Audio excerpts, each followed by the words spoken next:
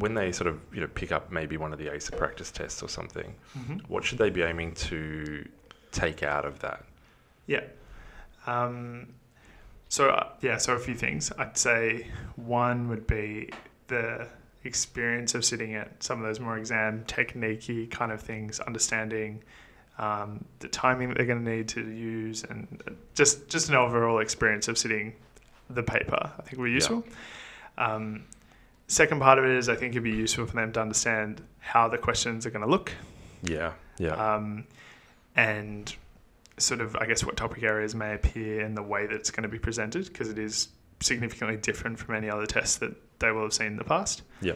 And then, ultimately, I think it's difficult with one practice test to see the full spectrum of everything that's going to be potentially tested. Yes. But I do think that by sitting a paper in section 3, say, you can get a sense of where you are in your ability to approach it.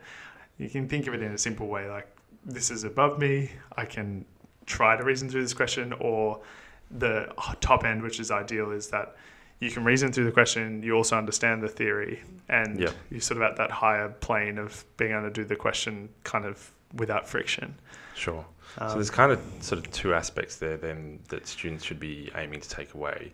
One is, whether the background kind of allows them to get into the question, but then equally from just the experience of the test, seeing the way things are presented and then thinking about how other things that aren't on the test could be presented in different ways. Yeah, because the ACER material is not meant to show you the breadth of the things you can be tested on. No. And that's something that, if you are a month out and you're going from scratch, you shouldn't be taking them as the testable syllabus. Exactly. Yeah, you shouldn't spend 25 minutes on each question reviewing and studying all the theory relevant. Correct. Yeah. Correct.